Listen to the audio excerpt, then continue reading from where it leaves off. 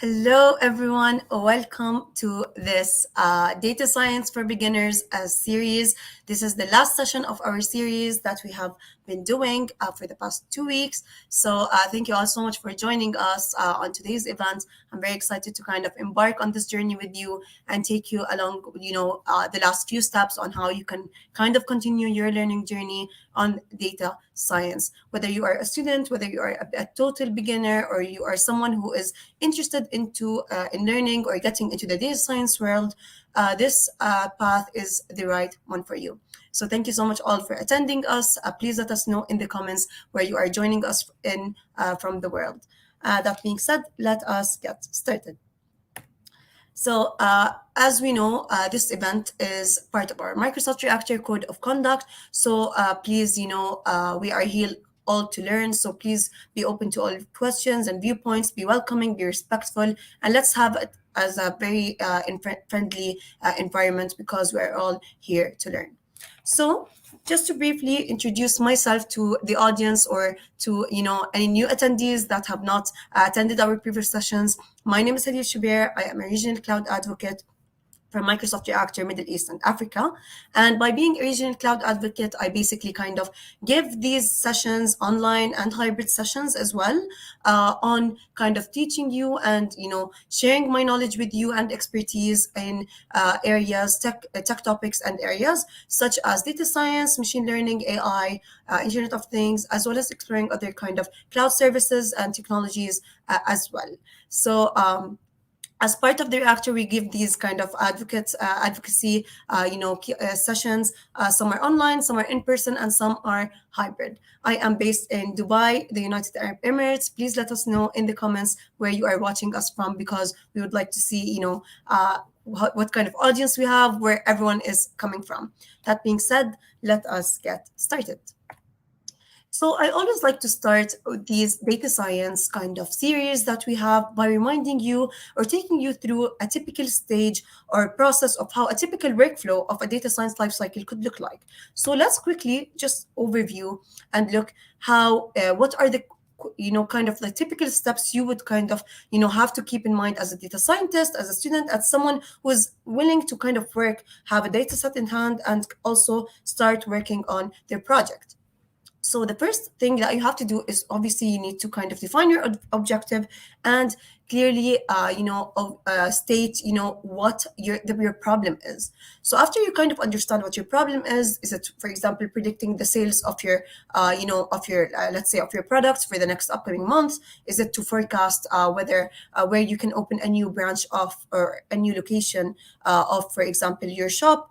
Whatever your goal is, you need to clearly be, define it so you can kind of, as you go through the data science life cycle, you can kind of go through step by step to reach your end goal. So after clearly defining what your objective is, you will start by collecting your data, and this data has to be kind of obviously related to what your problem is about. So let's say if you are if you want to kind of analyze the customer satisfaction, you have to take some you need to have some data on customers, on surveys, for example, on how satisfied they are with your products or with your company and such. And such. So you need to kind of make sure that the data that you collect is related to what you are trying to solve. After that, you would usually have this data set. You would get it in a kind of a very messy format. So we will be talking about this actually more today.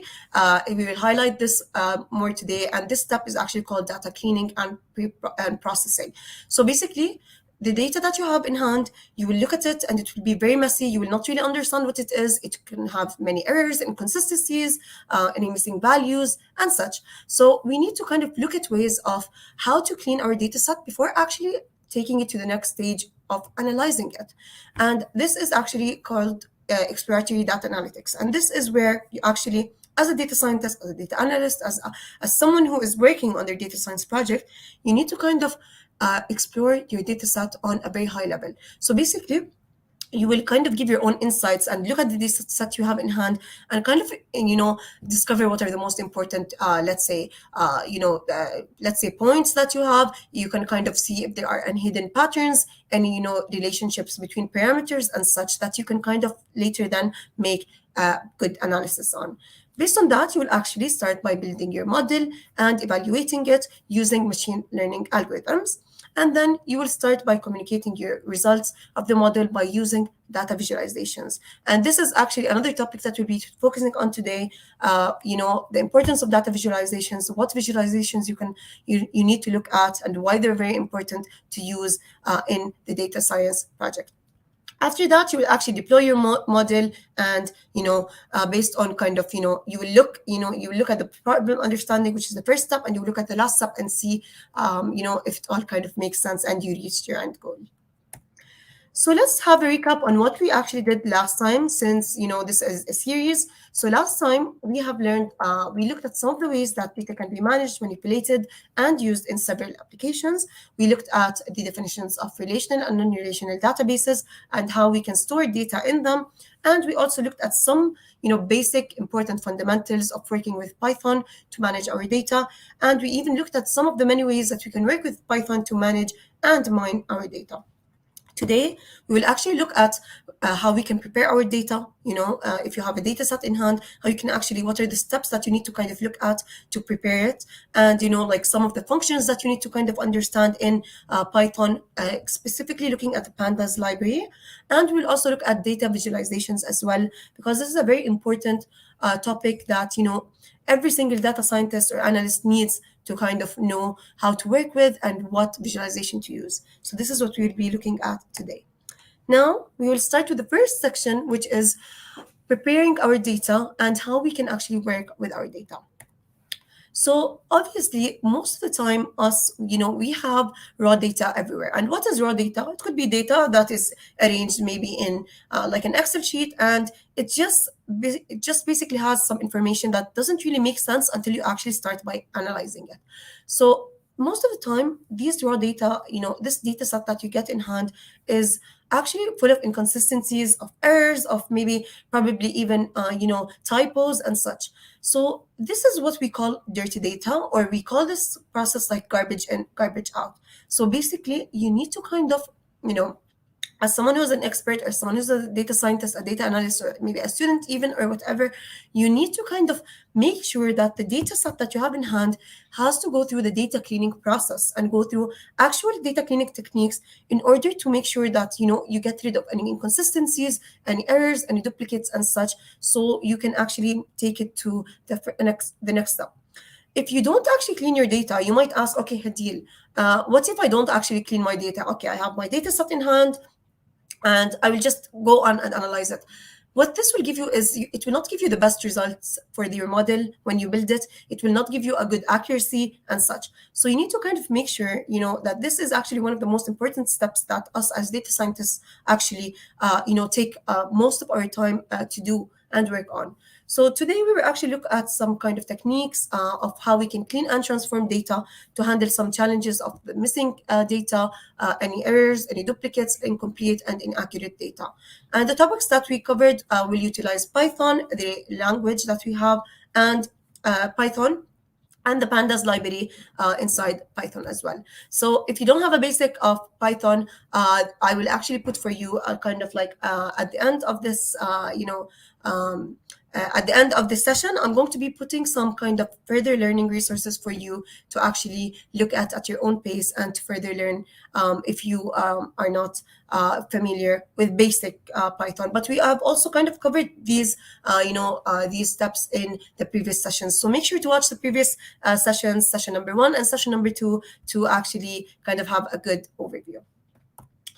So obviously, as I mentioned, it's very important for us to make sure our data is clean before we actually move on to the modeling and the cleaning of it. Why? Because if you have a data set in hand and if you like share it with with others, they will not be able to understand it and like understand why these cells are empty, why this is a typo and such. So it should be properly organized and normalized to make it easier for other users to understand. Also, since us as in data science, actually we don't only often work with only one data set. We sometimes work with even multiple data sets. So data sets can come from different sources and can look in different formats and such. So it's very important to make sure that the standardization is one for all the data sets that you have. So when you merge them into one data set, it all kind of follows the same format and all makes sense. And obviously, if you have a clean data set, that means this will improve the accuracy of the model, which is what our end goal is. Now, it's very important to kind of keep in mind that there are some cleaning goals and strategies that we have to always kind of look at when we do our data cleaning. So, the first one is to explore a data set or data exploration. So, this is basically, as I mentioned before, this step is actually called exploratory data analytics. And this is where you kind of look at a high level at your data set and kind of based on that, you give your own insights on what your data set looks like, or what for example, what parameters are important to you, what relationships could be important for you to visualize later on, and such. So this is actually something that you have to do. The next one is to format. So basically, obviously, since I mentioned data can have a lot of inconsistencies in how it's presented and how it looks like, and this actually causes many problems for when you want to search for the value or represent it and such. So obviously it's very important to kind of look at some formatting techniques to resolve like any, for example, white spaces or dates or even data types. So for example, let's say standards on how dates and numbers are presented can differ by country. So we need to make sure that the standardization is one and it all kind of makes sense.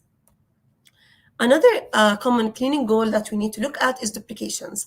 So as humans, we always, if we are entering any kind of data into the system, into the computer, obviously, if you have like, for example, let's say 20,000 rows and I don't know, maybe 1,500 columns, it is going to be very impossible for you to kind of copy and paste every single or copy or enter actually any kind of data into the system without having any mistakes. So obviously we are not robots. We don't obviously kind of can enter everything and not have a mistake or two. So this is where kind of duplicates actually happen. So this and duplicates actually lead to inaccurate results, and this is something that we always see in data sets that we work with. Sometimes you could mess up and just see a duplicate. So we need to kind of understand how we can deal with duplicates in order to make sure our data is clean. The last kind of common cleaning goal and strategy that we need to look at is missing data. So missing data means weak results. Like, why don't you have the data? So the more data, the better. This is actually something that we as data scientists always find useful. It helps kind of with the, result of our model, with a better kind of, performance of our model. And, if you feel like your model just maybe, for example, a data set that has maybe only 5 columns and 5 rows, this will not really be fully impactful. So you need to kind of look at a data set that is actually full and not has any missing values. So we will kind of look at techniques today of how we can actually deal with missing data. For example, let's look at this kind of figure we have in front of us. So here you have a student kind of data set. You have the student ID, the name of the student, their age, their GPA, and the classification of what level they are in. So if you can see in yellow, here we have missing data. In blue, you have inconsistent data. So, it is in initials of SR, it should be in senior. And this means you don't have the proper standardization or format for, your data. This can actually cause, like bad, weak results for your data. So you need to make sure that the standard of your data is consistent. And then you have noisy data as well in red. So these are some ways of how a typical data set, if you kind of extract a data set from, I don't know, somewhere, from any source or such, this is what you can kind of have.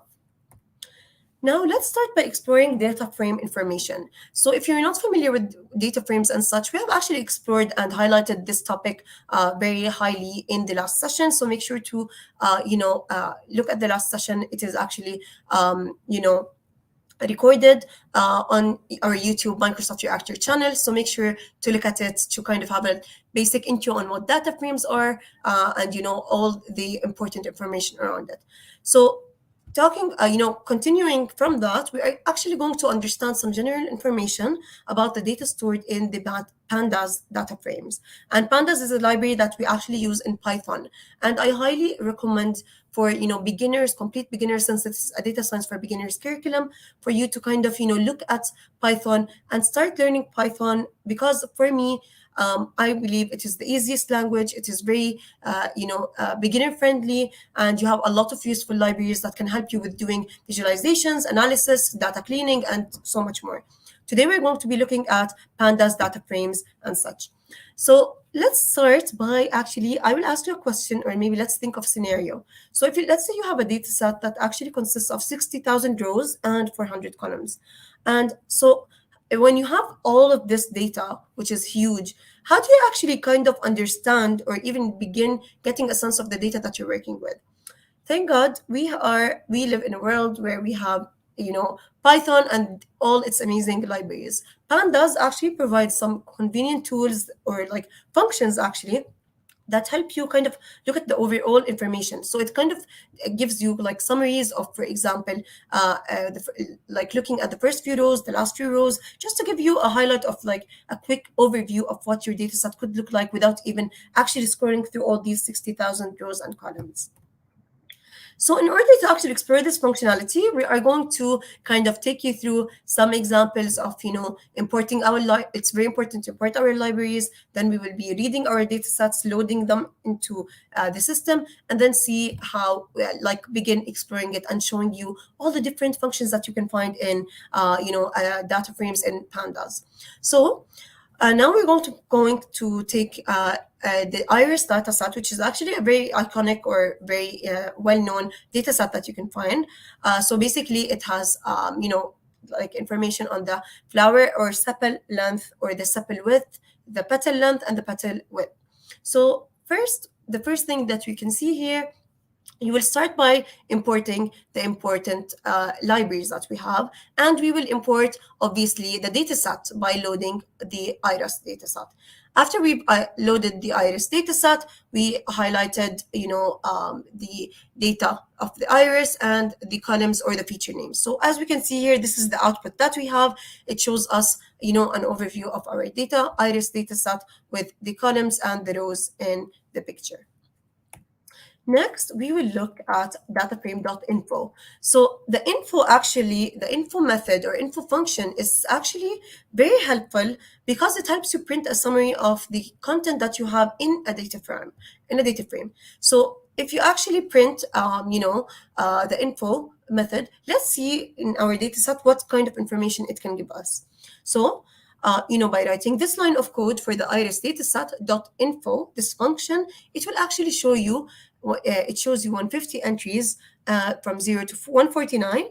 The data columns, it shows you that you have a total of 4 columns, and it will show you actually how the column names, how many non-values you have, and the type of floating number that you have, and even like the memory usage.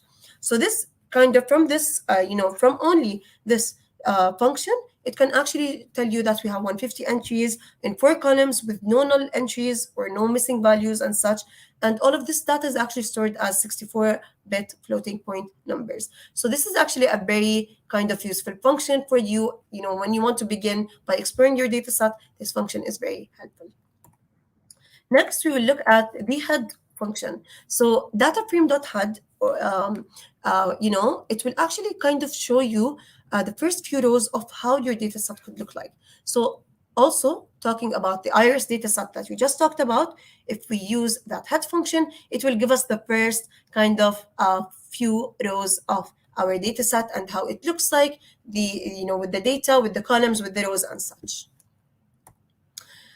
Dataframe.tail, just like the head, the tail actually shows you the last few rows of the data frame. So as we mentioned, we have 150 entries of our data set. So it will show you, giving the tail function, it will show you the last few rows of the data set and how it all looks like. So this is actually another way of how we can kind of explore our data frame information on a high level. So by using or only by looking at the information that we have, if you have a data set of 60,000 columns and 40,000 rows and such, there are many ways of, by using only the pandas library and the data frames that you have, you can actually get an immediate idea or kind of summary about the size, the shape, the head, the tail, and the content of the data that you are dealing with in order to kind of help you better move on to the next steps. Now we will talk about working with data in pandas. Now, as I mentioned before, Python is actually one of the best kind of programming languages that is done, or we actually depend on for using data analytics. You can also look at R or Julia as well. It really depends on you, your preference and such. But, I why I would go with Python is because of the amazing packages that you have for data. So it is Pandas is actually one of those packages that we heavily rely on, and it helps me import and analyze the data much easier for you. So, for example, we have some kind of methods that we'll talk about and such in data frames. Now, a very important or common, let's say, factor of that we always see in our data sets, as I mentioned, is missing data. Now, by the end of kind of this lesson, I will kind of also take you through some steps on how you can actually replace or remove null values from data frames. So in data frames, we often see that we have null values a lot, and these null values mean kind of like missing values or missing entries that you don't have. And this, obviously, if you don't kind of deal with the missing values, or if you leave them, this will actually kind of affect your final analysis and the performance of the outcome that you want to have. So it's very important for us to understand what null values are and how we can deal with them. So why we have missing data is obviously it's because sometimes, as I said, as humans, we might forget to enter it, or basically it's kind of maybe that data never even existed, or maybe it was existed but it never even was collected in the first place. So missing data can also refer to as NA, or not available values, in pandas, and this is something we will see a lot. And for example, let's say you are giving surveys to different users who may choose to share, for example, their salary. Some users will choose to share it, to share the address in this way. Some users will choose to share, and some users will not. So really, you might have some users who give you like their income, what it is, and some users will leave it completely empty, and leaving this completely empty will lead to missing data that we need to kind of deal with, or null data. So what are null values? They are empty cells that we have in our data sets, and you will hear about this term a lot.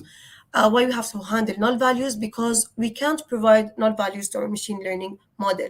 We need to be able to deal with them first, and there are a few steps of how we can do that. It's either by filling, dropping, or replacing, and this is what we will be focusing on for the next section. So in pandas, it's very important to know that missing data is actually represented by kind of two objects, or two, let's say, values. So you have the non value and you have the NaN acronym.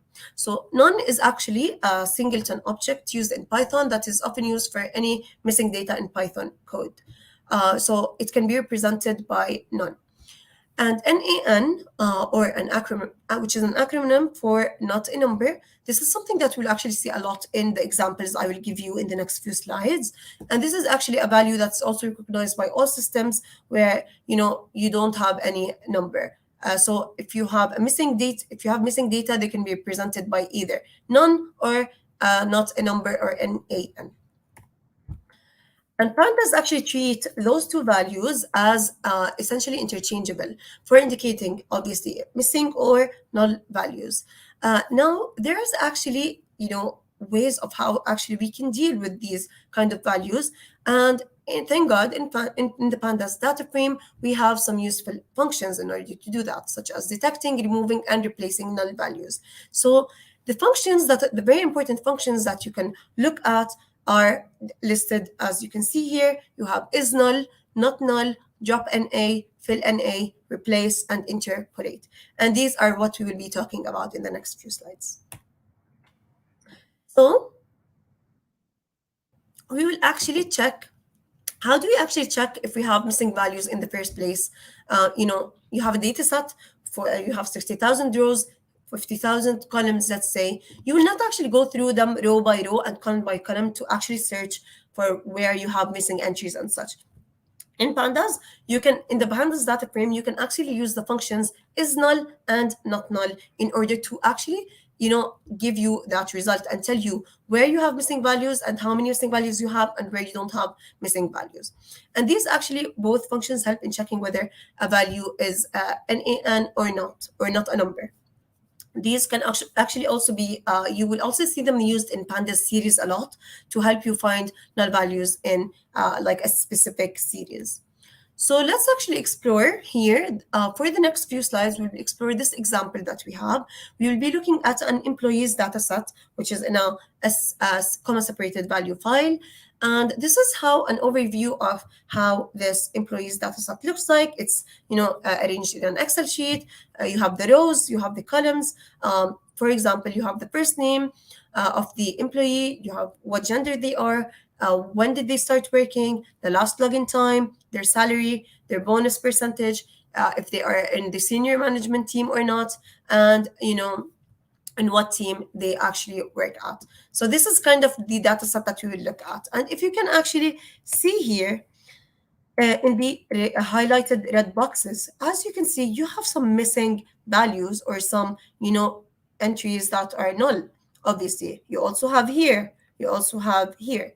But we will be looking at this gender kind of column to actually take you through the next few examples of seeing, why, for example, Lewis, why don't we have like his, why do we have a missing value in the gender, and Joshua also, why they have a missing value or a null value on the gender sector. So this is what we'll be looking at. Let's start by checking for missing values using the isNull function. So as I mentioned in the pandas data frame, we use the isNull function a lot to help us see how many missing values we have and such. Using the isNull function, it will actually return the data frame of the values which are true for any NaN values. So let's actually start by writing the code. This is usually how the steps look like. So first you will start by importing the necessary libraries that you have. We will import pandas, the pandas library, and we will import the NumPy library. And then we will actually look at a dictionary of lists. So we will list the dictionaries that you have. You have the first score, and you have put, the numbers of these scores, the second scores as well, and the third scores as well. So you will insert these in, and then you will actually create a data frame from this list that you have. And then you will obviously, because you want to check how many are null, you will use the isNull function. The output that you will get is this. This is the output that you will get here. So as you can see, first score here is first score, second score, and third score. So if you can see 190 and np.nan and then 95. For example, let's take this one as an example. So anything that is an nan value will be shown as true. This is when you use the isNull function, it will return a true for any nan value. So as we mentioned, here we have 190, so this will be false, false, and then nan will be shown as true here, and then which is false. This, for example, in the second score, we know that the last number is nan, which will be showing as true. So this is actually kind of how, using the function, this is how it will look like. Let's look at another way of how we can display the data only with the gender if we look at, with the gender column, if it's, only null. So we will do the same kind of, the same kind of code. We'll import the library, pandas, and then we will read the employees CSV, which is the Excel sheet or the data set that we have in hand. And then we will create a Boolean series true for the NaN values, as I mentioned before, by running this line of code. And then we will filter the data and display it only with the gender equal NaN. So by running this is actually the output that you will kind of see. So as shown in the output image, only the rows that have gender which are null will be displayed. So here you have, if you remember, we had Lewis before. I'm just going to go quickly before. Lewis has a missing value and Joshua has a missing value. So if we go back, we can see that Lewis and Joshua for example, and many others have missing values. So this will actually, this is the output of how, using the is null function will actually show you. Next, we want to check for missing values using the not null function. So this will actually do the exact opposite. It will return data frames for values which are false for NaN values. So taking this exact same example that you have, it will just do the exact opposite. So you want to see which values are not missing or are false. You will use the NaN will be returned as false here. So first score, as you can see, 190, so true, and then this will be false, and then this will be true using the not null function. So this is how this kind of works. Let's actually display it and see how it will work when we want to see or specify the not null values in the gender in a CSV table. So obviously this will actually show us the rows that have gender which is not null displayed. So it will show you that all these have male, male, male, female, and such. So these don't have any kind of missing values and such. So this is how you would kind of typically use the is null and not null function to look or check for any missing values in the beginning.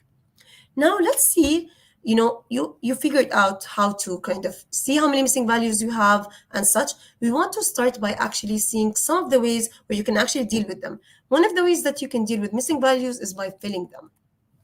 So how do you actually fill missing values?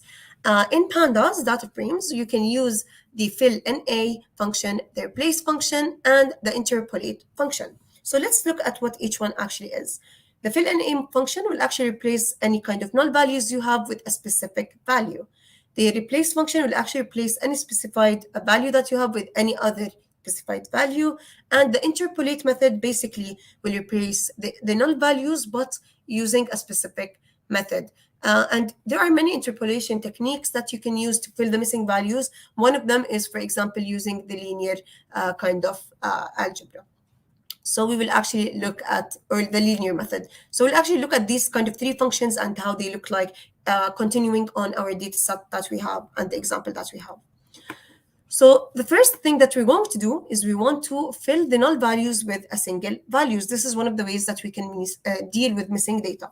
So here we will be using the exact same importing the libraries that we have. We have the lists that we have and such, but we want to fill the missing values using the fill NA function. And what this does, you will choose filling, you will fill the value that you have, the missing values with actually a 0, with a single value. And this is the output that will give you. So obviously you have 190 here for the first score, 190, you have the NA value, and this will replace it with a 0 because this is what you chose to fill it in. So it will be inserted or shown as 0 here, and then you have 95. So this is how you kind of fill the null values with a single value using this function. The next kind of way is you can fill the null values with the previous ones. So obviously, as I mentioned, we have the missing values or null values here. How you can fill them with the previous ones is using this line of code. And what this does is actually, as you can see here in the, this is the output that you have. So as you can see here, you have 190 and then 90 here and 95. How did we get this number? This is actually, you take it, you fill it with the number that is actually before it, so the previous value. And here, for example, you have 30, 45, 56 for the second store here, and then you have the null value. We will replace this null value with 56, and this is the output that it will give you. However, if you can see here in the third score, you have the null value, and then you have 40, 80, and 98 here in this list. So this stayed as as an NaN value. And why this is because obviously you don't have any kind of previous value to replace it with, so it will stay the exact same. The third way is you can fill the null value with the next value that you have, so with the value after. So here, obviously, you have a null value, so this will be replaced with the value after, which is a 95. So as you can see here, it will be a 95. The second score, you can also fill it will be null value. Why? This will stay the exact same because you don't have something after it to fill it with, so it will stay the exact same. And this is another way of the third score. how it looks like, you will kind of replace it with the value which is next to it, which is 40. So it will be 40, 40, 80, and 98. And this is actually how you can fill the null value using the fill NA function with the next value that you have using this method. We can also fill the null values in a CSV file. So obviously taking into, we will be kind of also doing the exact same line of code. We will be importing the pandas libraries that we have. You will read the CSV file that you have. And then we want to, for example, print, let's say we want to see the first 10 to 24 rows of the data frame we have for visualization. So this is how you will kind of put it in the, you will put it into this kind of print, and then it will show you this. It will show you the output of the first from 10 to 24 rows. As you can see here in the gender, it will actually show you, highlight that you have NaN value here and NaN value here. So this is kind of a way of also that can show you how in a CSV file you can actually detect or fill those NaN values. So as we mentioned before, we have these NaN values for here for Louis and for Joshua. So these are, we want to be treating them. We're going to be filling those null values in the gender column with no gender. So we're just going to be replacing them. And in order to do that, we will be running through this line of codes. We will be also using the fill NA function by actually specifying no gender, and then an in place will be true. This is the way of how you actually replace null values with what you specify it to be. Next, we will fill the null values using the replace method. So this is actually another way where you can actually replace for the data frame that you have, you will replace the null values that you have. So by printing this line of code and such, this is the output it will give you and such. So we want to actually start by replacing all these highlighted null values. In order to do that, we are going to replace, we will be choosing that we want to replace all the NaN values, for example, in the data frame with a value of -99. And in order to do that, you will actually specify that in the line of code that you use, which is this line of code. You will specify that the value is -99, obviously using the replace function. So as you can see, all the NaN values in the in the data set are now replaced by the value that we specified them to be, which is -99. And this is the output of how it looks like.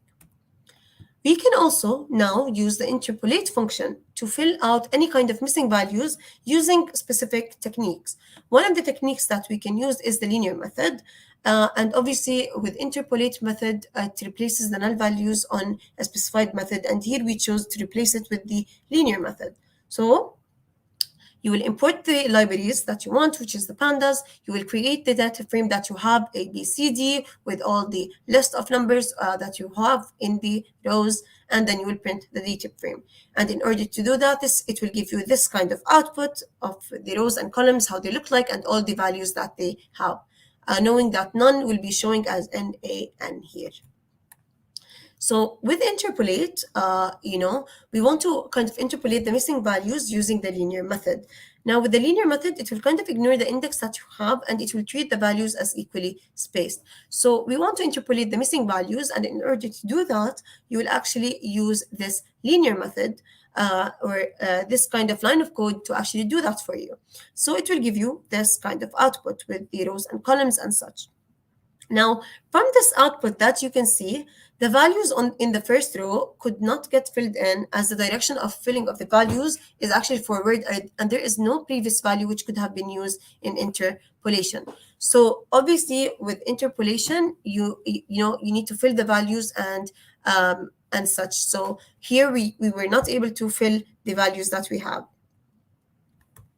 Next, you will kind of focus on dropping the missing values. This is another way of how we can actually deal with missing values, by actually using the drop NA function.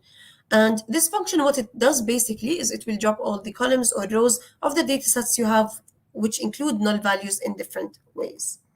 For example, taking the exact same example that we have for the first score, second score, third score, and fourth score, you want to drop the rows with at least one null value. In order to do that, we will import the libraries that we need. We will have the dictionary of lists that you have, and then you will create a data frame from the dictionary. By doing that, just to kind of print how all this actually looks like with the output. And this is the output of how it all looks like. It will actually print everything just the way it is. Now we want to actually drop the row with at least one null value. So in order to do that, we will do the exact same by using the drop, but we will only add the drop an a function, which is this data frame dot drop an a function. What this will do, it will actually give you the output, and obviously it will drop the rows with at least one NaN or null value. So as you can see before, this is how our output looked like, and then after it will look like this after we use the drop and a function, and it dropped the rows that have at least one null value. Next is you can drop rows if all values in that row are missing. So we will also print the exact same dictionary that we have and create a data frame from that. And this will actually print it all for us. This is the exact same method. In order to drop that row, we will be using, the function of drop an a, and how you will be specifying all. So what this will do is it will drop the rows that where all the data is missing, or all the rows that have contain null values. So this is the output that it will give you. As you can see, the row number 1 is completely dropped. You don't have that because if you can see in this previous figure, row number 1 has all null values. So if they are all null values, using the function drop.na and then specifying the all, it will actually drop it out for you in this output. Next, we will drop columns with at least one null value. Here we have printed how they all look like. Same thing here. And then to drop the columns with at least one null value, you will be using this line of code, adding it to it. So you will specify the data frame, the drop an a, and the access is 1 in order to drop, columns which have at least one missing value. So let's go back at the previous figure. We have first score, second score, third score, and fourth score. So here in the first score, you have null values. Second score, you have a null value. Third score, you have a null value. Fourth score, you don't actually have a null value. So by dropping the columns that have at least one null value, you will end up by getting only the output of the fourth score, which you can see here. So here, from what we have learned, we have seen some of the ways of how we work with missing data in pandas. And this is actually very important to actually look at, because obviously we deal with missing data all the time. We need to know the different techniques of how we can look around it and such. It really depends on you and your data set that you have in hand, the techniques that you want to use. But here are some of the strategies or goals that you can actually look at, and keep in mind once you look at the data set on, if you have any missing values. These are some of the ways that you can look at in order to deal with it using pandas library. Now we will move on to the next part, which is the data visualization. And why I want to highlight this part is because visualizations are actually highly used everywhere, in every organization, in every kind of project that you can see. Raw data will not really make sense until you actually see what it looks like. So if you have, let's say, a table or an Excel sheet with numbers filled with numbers and numbers and numbers and endless rows and columns, you will not really understand what this data looks like until you actually see it presented in a figure, in a visual, in a graph, in a chart, and such. And this is what we'll be highlighting today. So obviously, we live in a world where we generate 2.5 quintillion bytes of data every single day.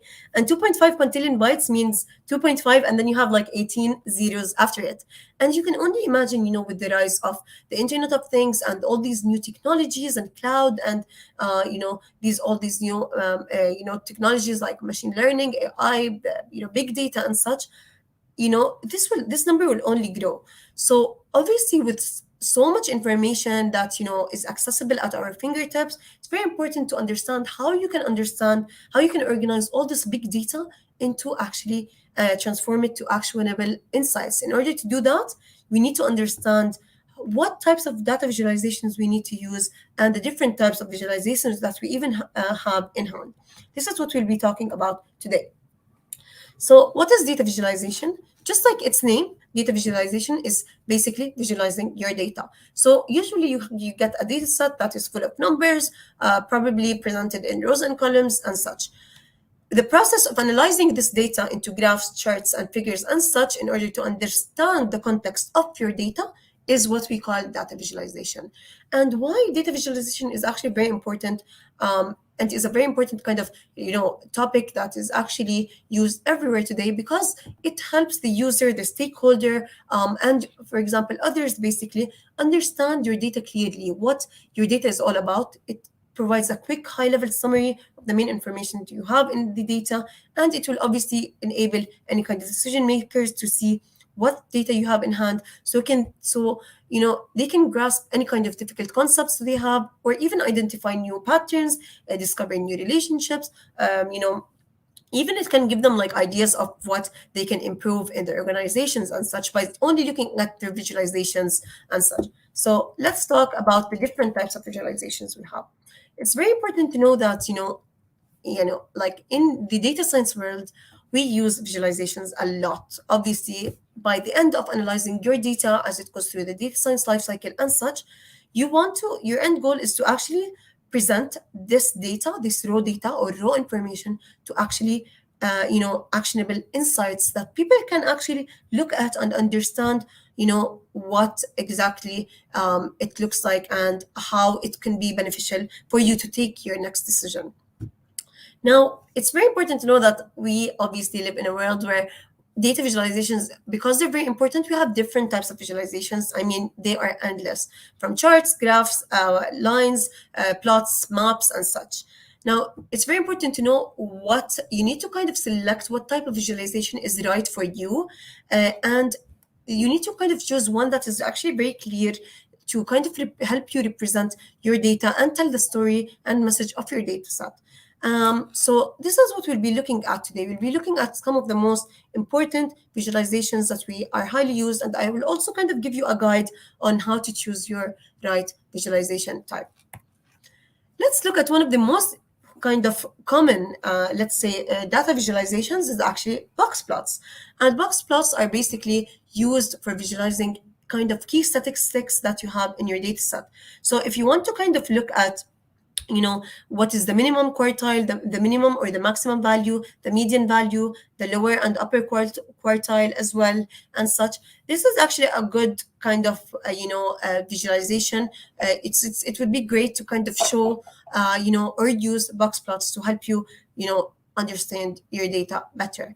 So if you want to show distributions of maybe like data values which are numeric, especially when you want to compare them to other multiple groups and such, it is best to use box plots, and highly recommended to use box plots. So for example, here you have the house prices in Bangalore, a box plot here figure. You have the house prices in Bangalore, and you have the areas in Bangalore.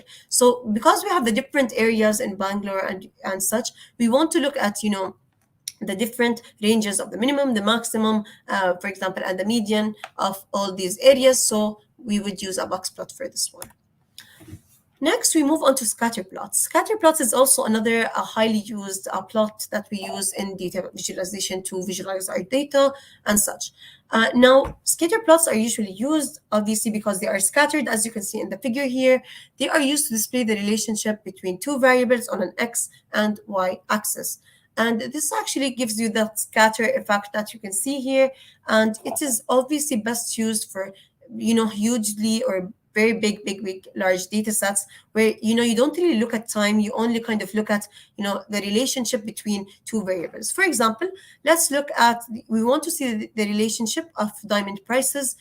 So here you have the price of the diamond and the carat, the carat of the diamond. So this kind of actually shows you the relationship between, these two variables. So rather than drawing any kind of conclusions, it will actually help you see or understand the relationship between the variables that you have. Next, we move on to line graphs. With line graphs, they're mostly used for a kind of, to track changes over long periods of time or even short periods of time. So anything that has to be, if you have like, let's say, time series data over a period of time, this is where it would be best for you to kind of use a line graph.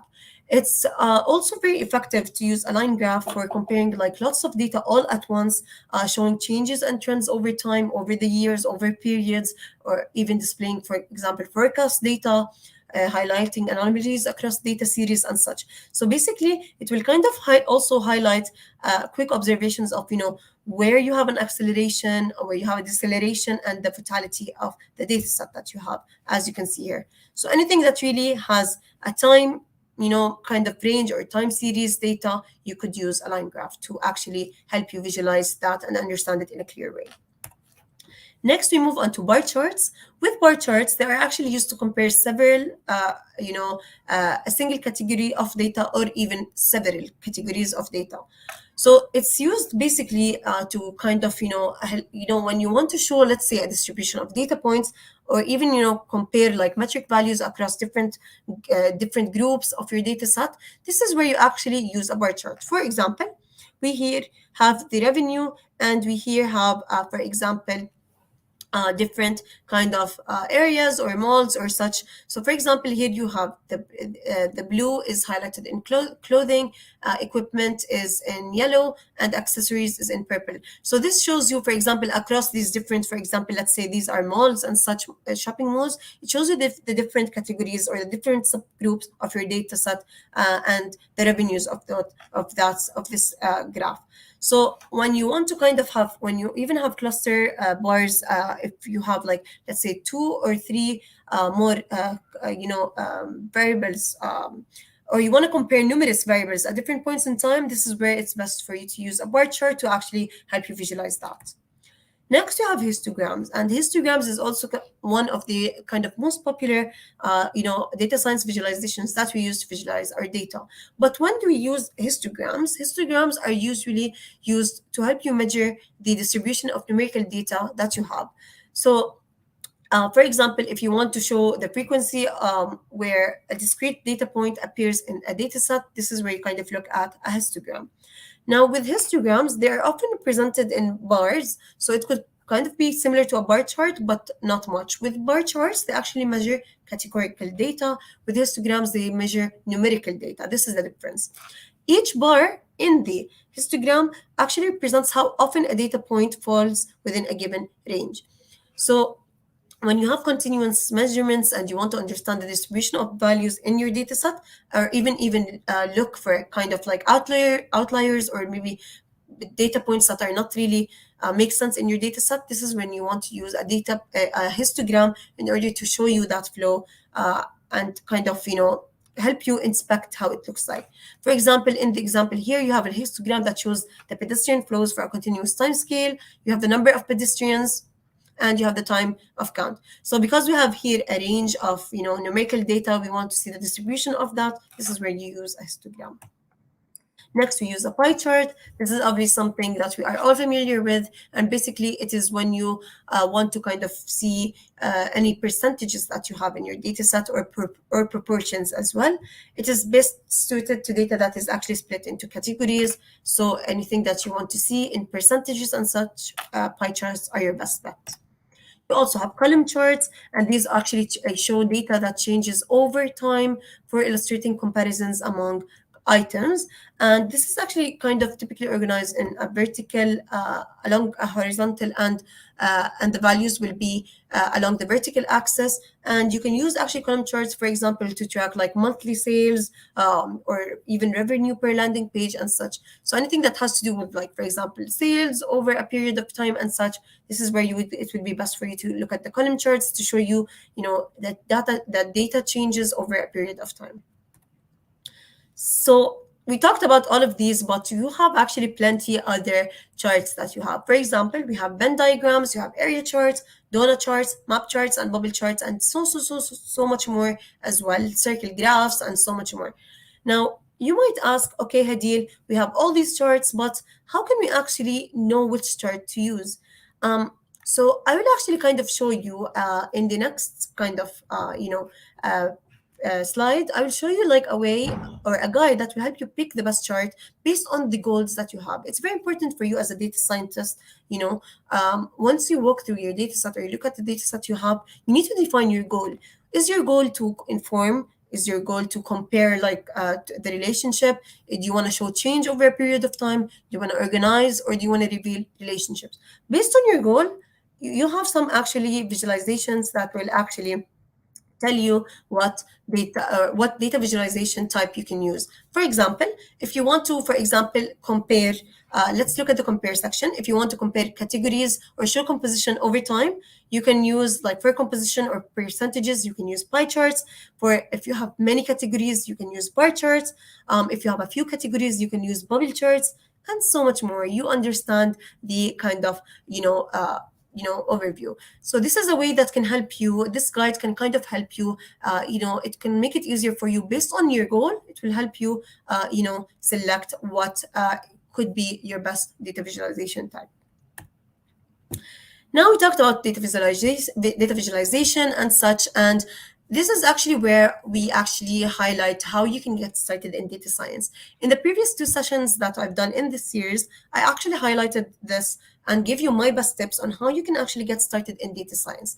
Now, since this is a 1 hour session, we are not able, obviously, to cover all the concepts that we have, but we definitely did highlight a few important concepts. And make sure to check out Data Science for Beginners Part 1 and Data Science for Beginners Part 2 in order to make sure you did not miss out on all the quality content and information that we presented. However, if this is your first time watching, if you're a new attendee, some of the tips I can give you on how you can get started in your data science journey is as follows. So the first thing that I would highly recommend for you to do is to get yourself familiar with the core concepts. We are, as part of the Microsoft team, we have a whole Microsoft Learn platform, which is absolutely amazing, and it's something that I, as a professional as well, use until this day in order to, continue learning on any tech topic that I want, on any level that I want, with huge resources and free online resources and learning paths and modules. So highly check out your Microsoft Learn platform. So let's say you want to get started into data science. If you actually go check Microsoft Learn and just search data science, you'll find tons and tons of resources, free resources for you to check out, with learning paths, with modules that will help you kind of get started and start with the right track. We also have our GitHub for Microsoft as well, and today, what we actually covered in this series, part 1, part 2, and part 3, was actually part of a GitHub beginners, data science for beginners series or curriculum that we've started. So let's say you missed out on some concepts, you want some more additional information on specific content, on specific concepts. I would highly recommend you to check out the GitHub curriculum that we have as well, which will be here. So let's actually look at them very quickly here to see what they are about, to understand. So this, I have actually added for you 2 links. The Microsoft Learn kind of module to, if you want to enroll into your data science journey, this is actually your best bet. So here it will kind of show you all the different, how you can actually get started with foundations of data science for machine learning, and also understanding data science for machine learning with all the different steps. It has a path, and there are many things that you can do, from coding and such, and doing all that. So there are several modules that you can learn in this learning path. For example, if you don't know, if you want to get into model building, for example, for your data set, but you don't know how, this will kind of tell you what different machine learning models you have, and it will give you an exercise for creating a machine learning model, visualizations, how to use them, and such. So many amazing concepts, very easy to start. Let's just look very quickly here. If you actually start, it will give you actually specific detailed information with examples on how you can actually build models and go at your own pace. So I would highly recommend for you to check it out to understand the basics of everything you need to know in the data science world. So highly check out this Microsoft Learn module that we have. I highly recommend it personally, and it's something that I learn from every single day. So I would highly recommend you to check it out. The other next resource that we have, or I would highly recommend for you to check out, is the GitHub. Whoops, just a second. My mouse is stuck, but you have the GitHub repo that you can use. I am trying to connect here, sorry. Okay, no, it's this one. Okay, I am just going to go down very quickly. So it is this the second link that you have here. Obviously, it is a GitHub repo which has everything, or a GitHub curriculum that has everything that you need to know with data science as well. So I would highly recommend for you to check these two links out.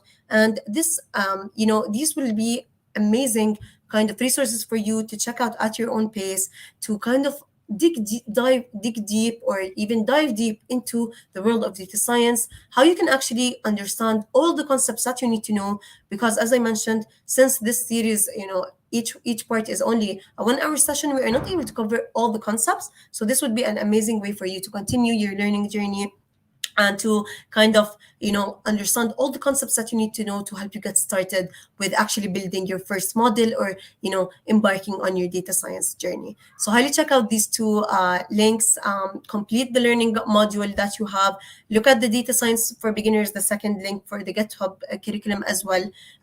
It's very useful. And yeah, that being said, we are done. Our time is done. And thank you all so much for being here with us today in our data science for beginners series. I have absolutely enjoyed giving you this session. I really hope you have learned a thing or two from this series. Please let me know if you did learn. Let us know in the comments if you did learn something, and what you've learned and what you've enjoyed most. I will definitely be giving more sessions in the future related to data science. If you want, like for example, we'll be building other models together, looking at data science projects and other data science concepts as well as exploring other tech topics too.